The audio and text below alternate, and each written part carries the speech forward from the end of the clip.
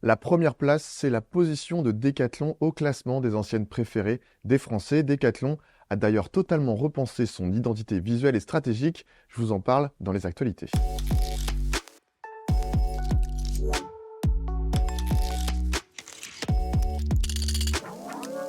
Bonjour à tous, je suis Charles d'e-commerce Nation, très content de vous retrouver pour une nouvelle émission du Journal du e-commerce, notre émission consacrée aux actualités de l'écosystème. Je vous rappelle le concept du JDE, vous présenter les dernières actualités marquantes pour ne rien rater de ce qui se fait dans le e-commerce et dans le retail. Un grand merci à notre partenaire Spring GDS qui accompagne le développement de cette émission en sponsorisant ce concentré d'informations. Spring GDS, c'est la solution de livraison qui facilite vos expéditions à l'international. Je vous mets un lien en commentaire pour tout savoir sur Spring.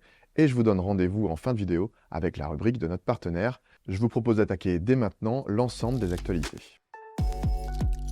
Notre première actualité, c'est Castorama qui lance sa propre marketplace. Son objectif est clair, 500 000 références produits en plus autour de l'amélioration de la maison via des marchands tiers. La marketplace est directement hébergée sur le site e-commerce de Castorama, mais également sur son application. Chaque mois, Castorama, c'est entre 10 et 15 millions de visites sur son site. La sélection de ces nouveaux marchands tiers se fera selon une trentaine de critères pour, je cite, « garantir la qualité de la marketplace et la satisfaction des clients de l'enseigne », d'après Romain Rouleau, directeur marketing digital et client de Castorama France. Pour mettre toutes les chances de son côté, Castorama a même débauché Séverine Geoffroy pour occuper le poste de directrice marketplace. Je vous en parle avec un peu plus de détails dans la rubrique de la personnalité du moment. Notre deuxième actualité, c'est Pinterest qui développe sa technologie appelée type de corps. Le but de cette innovation est de permettre aux utilisateurs d'affiner leur recherche d'idées par la mode, par exemple, en fonction des différents types de corps. Cette technologie s'appuie sur des outils similaires mis en place pour les différents types de cheveux ou encore les différents types de peau, tout cela dans le but d'offrir une gamme plus inclusive. Pinterest a d'ailleurs déclaré que cette innovation répond à l'augmentation du contenu axé sur la valorisation du corps, avec une augmentation significative de 95% des recherches sur le site au cours des 3 derniers mois. La bonne innovation pour Pinterest quand on apprend que les personnes qui utilisent la gamme de types de corps ont un taux d'engagement par session 66% plus élevé sur la plateforme que celles qui n'ont pas l'outil proposé. Prochaine étape, test au Canada puis aux États-Unis pour finir par le Royaume-Uni avec potentiellement une adaptation à la mode masculine. Les gens ont plus que jamais besoin de sport, ce sont les mots de Barbara Martin-Coppola, directrice générale de Decathlon. Et c'est ce qui explique la nouvelle identité et le nouveau virage orienté e-commerce de Decathlon, la marque préférée des Français, notre troisième actualité. Decathlon, c'est 100 000 collaborateurs, 1700 magasins sur 70 territoires et surtout une offre de matériel sportif pour 80 sports. Le nouveau logo de Decathlon montre 2 éléments, le nom de Decathlon bien sûr, ainsi que le nouveau symbole appelé l'orbite qui représente plusieurs éléments, une montagne, une voile, une vague ou même les battements du cœur, la partie pointue de l'orbite, emporte notamment le mouvement vers de nouveaux sommets. D'autres nouveautés arrivent, 13 marques conservées sur 24, entre 10 et 15% des 15 000 références aujourd'hui proposées vont être supprimées, des magasins modernisés avec 12 univers sportifs par point de vente, le développement de l'offre de seconde main et enfin la refonte à 100% du site e-commerce du Royaume-Uni qui ne devrait être qu'un début. Plein de nouveautés vont donc arriver chez Decathlon et nous vous tiendrons évidemment informés de tous ces éléments. La quatrième actualité de ce JDE, c'est la loi contre la fast fashion qui a été votée à l'unanimité le 14 mars dernier. Le but, réduire l'impact environnemental de l'industrie textile, notamment l'industrie de mode éphémère, fast fashion, caractérisée par le renouvellement très rapide d'événements proposés à la vente à des prix défiant toute concurrence. La fast fashion a de graves impacts environnementaux, sanitaires et sociaux. Pour information, le textile compte parmi les industries les plus polluantes au monde avec une empreinte carbone estimée à 1,2 milliard de tonnes de CO2, soit environ 2% des émissions de gaz à effet de serre mondiales. Plus de 70 millions de barils sont nécessaires à la production de 40 millions de tonnes de polyester chaque année. Affaire à suivre donc car le texte doit désormais être mis à l'ordre du jour du Sénat, mais le dénouement semble en bonne voie. Notre dernière actualité, c'est Back Market, le supermarché en ligne du reconditionné, qui a été élu site e-commerce de l'année par la FEVAD. Pour comparer et pour information, en 2018, la seconde main dans le marché de la mode représentait un chiffre d'affaires de 1 milliard d'euros pour être multiplié par plus de 5 et atteindre les 5,5 milliards d'euros en 2023. En plus d'être élu site de l'année, le site qui compte près de 4 millions de visites par mois, Back Market, a également reçu le prix des internautes pour les produits techniques et électroménagers. Une belle réussite pour ce site Made in France lancé en 2014. Voilà pour les 5 actualités e-commerce et retail. N'hésitez pas à me dire en commentaire celle qui vous a le plus marqué. L'entreprise à découvrir de notre JDE est Lafourche qui vient notamment de lever 26,5 millions d'euros.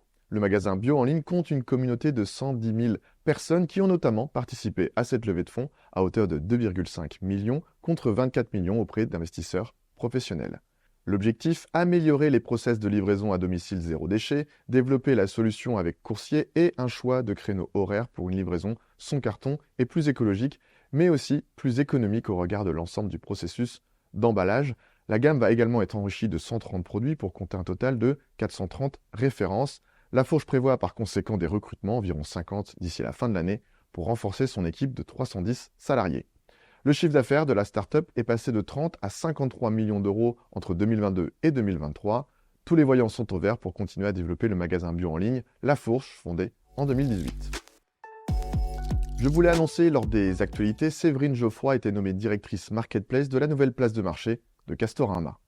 Après 25 ans d'expérience à des postes de direction marketing et commercial, notamment chez Carrefour, Rue du Commerce, Amazon ou Yoplait, Séverine Geoffroy se dit ravie de rejoindre Castorama à un moment stratégique de l'accélération de son développement digital. Son objectif sera de consolider la présence de Castorama en ligne tout en offrant à ses clients une proposition de valeur riche et de nouveaux projets d'amélioration. Notre outil d'analyse concurrentielle e-commerce est désormais prêt, l'Observatoire ECN. Prenez une longueur d'avance en quelques clics sur vos concurrents. Cet outil tout en un e-commerce a été spécialement conçu dans le but de devenir votre allié stratégique afin de dominer votre marché. Nous avons construit une solution inédite avec une plateforme intuitive et accessible au plus grand nombre. Ce que vous allez retrouver dans l'Observatoire, plus de 500 sites e-commerce analysés, des études de marché, des données stratégiques sur vos concurrents en temps réel, un tableau de bord personnalisé avec vos concurrents. N'hésitez pas à directement vous rendre sur le site de l'Observatoire pour tester en exclusivité la plateforme observatoire-ecn.fr. Je vous mets un lien en commentaire. On passe à la rubrique de Spring GDS, le sponsor de cette émission. Et aujourd'hui, je vous livre les conseils de Souil Marzougi, Trade Compliance Specialist chez Spring GDS, qui a été des nôtres lors du ECN Experience, notre journée de conférence en ligne du 19 mars dernier. Lors de notre conférence, Souil nous a notamment livré ses astuces pour trouver et sélectionner le bon HS code approprié à vos envois hors Union européenne, par exemple au Royaume-Uni. Voici les questions à se poser. Qu'est-ce que c'est la nature des marchandises? De quoi est-ce fait? Les matériaux, par exemple, pour savoir sa composition et le pourcentage de chaque composant.